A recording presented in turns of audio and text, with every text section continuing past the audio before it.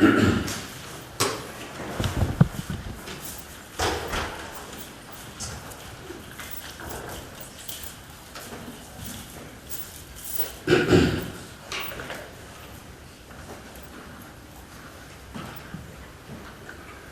Court CRC in and for Duval County is now in session. The Honorable Jonathan Sachs presiding.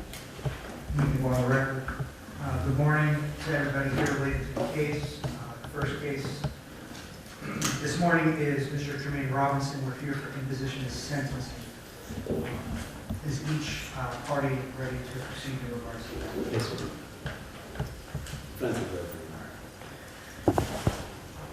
First, to the families, I appreciated your patience in allowing me to pass the case so that I can digest everything that was brought out of the very long sentencing hearing. This is a very devastating case to all parties involved, especially to the victim's family. Thank you again for being here.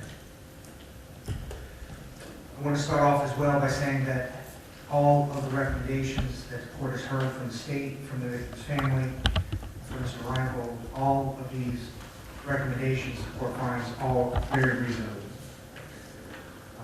The court is then tasked with a very difficult decision ranging from the youthful offender statute all the way to the maximum of what potentially could be sentenced.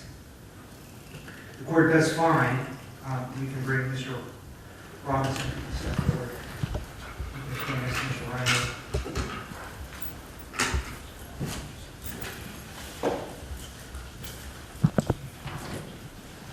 Based off of the defendant's actions in reviewing the facts and circumstances of the case, the court does not find that a youthful offender sentence is appropriate. Additionally, based off of the facts and circumstances in totality, the court also does not find that a deviation from the guidelines, which were 10.5 years, is appropriate either. The actions that you took after this terrible event that's going to forever impact the victim's family will always create a lingering doubt as to what happened on the day of the shooting. However, the court also has to consider some of the mitigation that was presented as well at the hearing. And two of the major factors that the court is considering is one, the age of the defendant at the time of the offense, not now. And then at the same time, the complete lack of record that the defendant had. Those two mitigators are also factors that have to be considered by the court.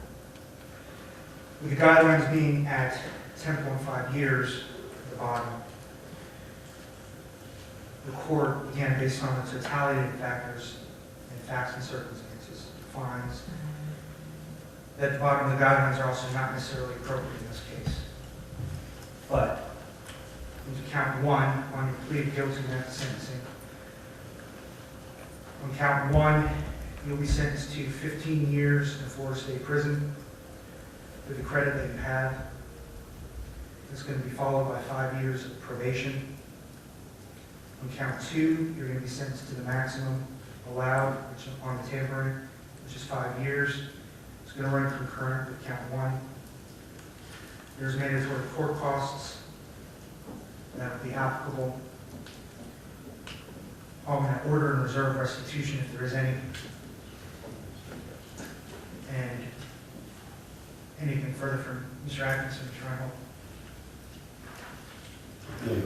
Yes.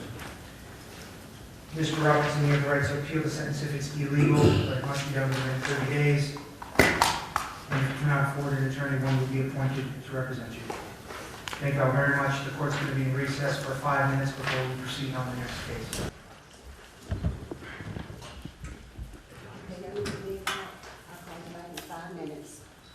Please leave out. I'll call you back in 5 minutes. He's going to be in here for a while.